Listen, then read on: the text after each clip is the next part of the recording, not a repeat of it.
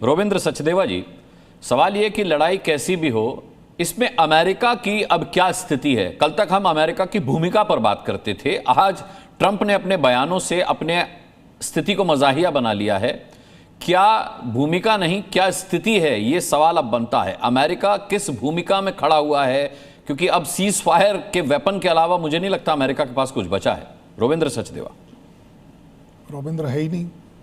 अच्छा, रोवेंद्र जी के साथ कुछ टेक्निकल इश्यू हुआ है, अभी तक विंडो में दिख रहे थे, अब नहीं है।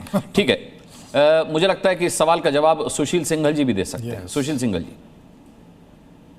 So very interesting analysis so far I saw on the defense side. Yeah. But let me focus on the diplomatic side. What is happening in the last 24 hours? The President Trump, as we know, that is looking for an off-ramp ASAP. And you know the last few statement which he has made. Sir अगर आप हिंदी में बोलेंगे तो दर्शकों को बड़ी सहूलियत होगी। मेरे लिए हिंदी आप किसी अंग्रेजी चैनल से आ रहे हैं मुझे लग रहा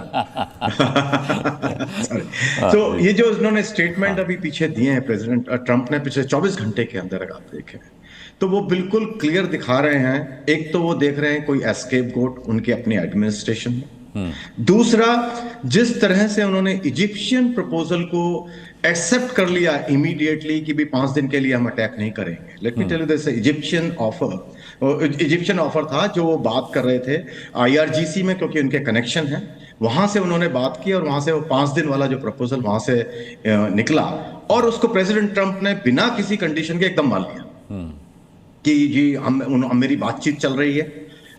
और उन्होंने जो मैसेजेस को उन्होंने डिस्कशन मान लिया कि भाई हमारे नेगोशिएशन चल रहे हैं। देयर इज अ डिफरेंस है कि भाई मैसेज गया, उसका कुछ जवाब आया या नहीं आया, तो उसको वो कह रहे हैं कि हमारी बातचीत चल रही है, बड़ी अच्छी बातचीत हो रही है। तो उन्होंने उसको, जो उनकी आदत है, उन्होंने 2-3 लेवल उसके बढ़ा दिए हैं। और ईरान ने इसको बहुत अच्छी तरह से इस्तेमाल किया अपने इंटरेस्ट में, दिखाने के लिए कि हमारी तो कोई बातचीत नहीं हो रही। उन्होंने बिल्कुल, अगर आप शब्दों को देखें तो बहुत अच्छा उन्होंने इस्तेमाल किया है कि हमारे कोई नेगोशिएशन नहीं हो रहा। तो जो उसमें अंतर है, मतलब बातचीत से इनकार नहीं किया लेकिन नेगोशिएशन से इनकार किया, आप ये कहना चाह रहे हैं? जी जी जी, बिल्कुल बिल्कुल। तो वो मैसेजेस टू एंड फ्रो हो रहे हैं, वो बहुत क्लियर आ गया है मैसेजेस। तो ईरान अपने आप को क्योंकि स्ट्रॉन्ग पोजीशन में फील कर रहा है, और उसको मालूम है कि अमेरिका, प्रेसिडेंट ट्रंप जो है बहुत जल्दी से जल्दी जैसा मौका लगे वो निकलना चाहता है इस लड़ाई से, क्योंकि बहुत सारे उनके पास प्रेशर है। उधर इजराइल के प्राइम मिनिस्टर ने भी स्टेटमेंट दिया है कि प्रेसिडेंट ट्रंप के ऊपर डाल दिया है उन्होंने कि प्रेसिडेंट ट्रंप बहुत अच्छे नेगोशिएटर हैं and I am sure he will do, वो कुछ ना कुछ करेंगे, लेकिन उनका जो ग्राउंड पर है वो बराबर अटैक कर रहे हैं।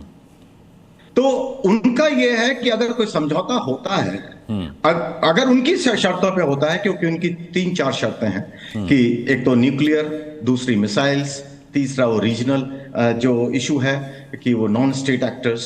ऑफ कोर्स उधर ईरान की भी अपनी कंडीशंस कि भाई हमारे को पैसा दो, जो आपने नुकसान किया है हमको, हमारे पास गारंटीज दीजिए आप। तो ये अभी जो स्टेज है वो मेरे ख्याल से ग्राउंड तैयार हो रही है बातचीत की। ठीक है, लेकिन बातचीत, ये बातचीत सुशील सिंघल जी, ये बातचीत ईरान और अमेरिका की, चलिए ठीक है, यहां प्रधानमंत्री ने भी भरोसा दिया है कि संवाद की कोशिश की जा रही है। क्या भारत को संवाद से आगे बढ़कर मध्यस्थता की भूमिका तक आना चाहिए ऐसी स्थिति में? देखिए, बात यह है कि अब डिप्लोमेटिकली क्या हो रहा है, क्योंकि प्राइम मिनिस्टर ने कल जो है, आज भी और कल भी बोला है राज्यसभा और लोकसभा में, उन्होंने कुछ इंडिकेशन दिए हैं कि वहां बातचीत में वो भी बोल रहे हैं कुछ, जो उन्होंने इंडिकेशन दिया है। अब ओपनली मेरे ख्याल से आने की बात जहां तक है, वो उसमें अभी मेरे ख्याल से समय है। मेरे ख्याल से हमारे लोग जो है अभी इतनी जल्दी ओपनली नहीं आएंगे, बैकग्राउंड में काम करेंगे। अभी पाकिस्तान बहुत ज्यादा आगे बढ़ के बोल रहा है कि हमने ये किया है, हम वो कर रहे हैं। जनरल साहब भी जो, उनके फील्ड मार्शल साहब भी जो है बातचीत कर रहे हैं प्रेसिडेंट ट्रंप से, क्योंकि उनको भी मौका मिल गया डायरेक्ट टॉक करने का अब जो है। तो प्राइम मिनिस्टर या हेड ऑफ स्टेट की जगह अब जो है हेड ऑफ आर्मी वहां पे बात करता है दूसरे लीडर से, तो एक इंटरेस्टिंग मौका है उनको। लेकिन उधर जो है जो इजिप्शियंस हैं, आई थिंक वो ज्यादा रोल प्ले कर रहे हैं, लेकिन वो साइलेंट है। अगर आप देखें, उन्होंने बहुत ज्यादा नहीं बोला है, but most effective at this moment मुझे जो लग रहा है वो इजिप्शियंस हैं, टर्की टू एन एक्सटेंट। लेकिन पाकिस्तानी सबसे ज्यादा बोल रहे हैं, जो कि मोस्ट इनफेक्टिव है। सुशील सिंह जी, लौटता हूं आपके पास। रोबेंद्र सचदेवा हमारे साथ जुड़ गए हैं। रोबेंद्र सचदेवा जी, अब सवाल समझौते पर टिका है और समझौते की स्थिति यह है कि ट्रंप अपनी तरफ से दावा कर रहे हैं कि ईरान से बड़ी अच्छी बातचीत हुई है, ईरान युद्ध के पक्ष में नहीं है, ईरान शांति चाहता है। ईरान कह रहा है कि भाई हम युद्ध जारी रखेंगे, हमारा कोई नेगोशिएशन नहीं हुआ है, बातचीत भले ही जारी हो। सवाल यह कि ईरान की तरफ से अब तक किसी लीडरशिप का चेहरा भी सामने नहीं आया है। ऐसी स्थिति में समझौता आपको किस तरीके से होता हुआ नजर आ रहा है, या समझौते की कल्पना करना सिर्फ बेमानी या ख्याली पुलाव है? Thank you. देखिए, कुछ ना कुछ तो हो रहा है, कुछ ना कुछ तो चल रहा है, जो ये सारी बातें हो रही हैं। और इसमें जो उभर के आ रहा है, जो भी बैक चैनल्स या कुछ मैसेजेस का आदान प्रदान आगे पीछे हो रहे हैं, उसमें इस समय 4 प्लेयर्स हैं जो इन्वॉल्व हैं इंटरलोक्यूटर्स की तरह। पहले जैसे ओमान था, कतर था, अब की बार Saudi, Egypt, Turkey and Pakistan, ये 4 हैं जो कर रहे हैं। और इससे पहले मैसेज जो कहते हैं, आई थिंक काफी पॉइंट आउट सही कर रहे थे वो, कि इजिप्ट, इसलिए कि इजिप्शियन इंटेलिजेंस के काफी नेटवर्क्स हैं इस इलाके में, including with IRGC।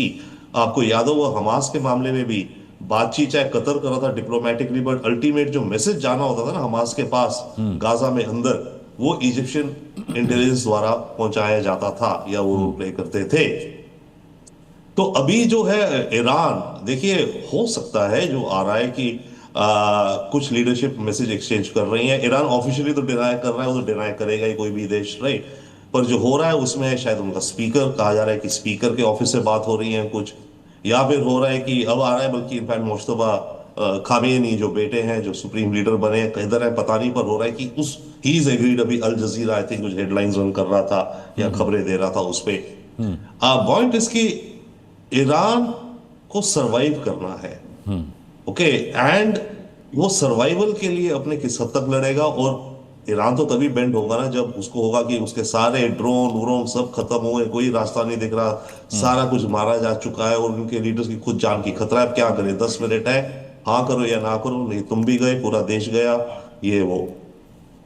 But contradiction जो थोड़ी अलग आएगी वो आ रही है ऑल्सो विद इजराइल के ऑब्जेक्टिव एंड अमेरिका के ऑब्जेक्टिव। अमेरिका इस समय चाहता है मेरे ख्याल से, जिसे हम कहें मानो regime behaviour, change in the regime behaviour, जबकि इजराइल चाहता है रेजीम खत्म हो, यानी कि कोलैप्स हो, खत्म हो, एक पूरा कोई नया ढांचा आए। और इससे बेहतर कोई समय नहीं होगा इजराइल के लिए, उसकी अपने हिसाब से ईरान को हमेशा हमेशा के लिए डिसिमेट कर देना। अगर वो ऑब्जेक्टिव अचीव नहीं होता है तो ईरान का सर्वाइवल इटसेल्फ इसी रेजीम का कुछ चीजों पे एडजस्ट करेंगे। अब क्या करेंगे, न्यूक्लियर प्रोग्राम को गिव अप कर देंगे, हाँ हो सकता है, कहते हैं भैया ओके ठीक है न्यूक्लियर नहीं करते हम, मिसाइल हमारे जितने अभी हैं ठीक है, हम नई रेंज वाले नहीं बनाएंगे ज्यादा। ये 1 चीजें हो गई। हूती हिजबुल्लाह का चलो देखते हैं, बट ईरान मांगेगा कि मेरे को कॉम्पनसेशन दो, जितनी स्ट्रीट्स ऑफ हॉर्मुज से टैंकर जा रहे हैं, मेरे को इतना नुकसान हुआ है, तो हर टैंकर मानो मुझे $1 लाख दे, मेरा टॉल है ये। अमेरिका बोलेगा ठीक है भाई, ये पैसा तो कोरिया, जापान, इंडिया, चाइना देंगे, ईरान को कुछ वो मिलेगा। तो अगर इन सिचुएशंस में भी, और कुछ और, अगर ईरान इस सिचुएशंस पे भी अगर सीज फायर होती है, तो ये माना जाएगा, देखा जाएगा कि ईरान इसमें सरवाइव करके ऊंचा हाथ लेकर के आ गया है, जीसीसी कंट्रीज के लिए खास करके। तो इसलिए जीसीसी कंट्रीज भी चाह रही है, इंक्लूडिंग सऊदी, और ये भी है कि सऊदी ने भी अल्टीमेटली पुश किया ट्रंप को कि अभी करो, मारो इनको। तो ये बहुत ही सिचुएशन में है। एंड लास्ट, ट्रंप के बारे में एक चीज कहूंगा मैं, बाय द वे, मैंने एक मीम बनाया, टाको कहते हैं ना, Trump always chickens out, right, कि आखिरी मोमेंट में आके रुक जाता है, 5 दिन का डिले कर दिया। मेरी किताब में है कि एक और टाको का मतलब है ट्रंप ऑलवेज कैरीज ऑन। तो ये मैंने बनाया है, ये है टाको वर्सेस टाको चल रहा है दुनिया में। अगर आपके स्क्रीन पे आ पाए, जी जी स्क्रीन पर है ये इस वक्त। तो Trump will carry on, he will step aside, bluff करेगा, आर्टिफिशियल डेडलाइंस देगा, प्रेशर बना रहे हैं पूरा का पूरा, ताकि उनका मोराल भी टूटे इरानियंस का। ठीक है।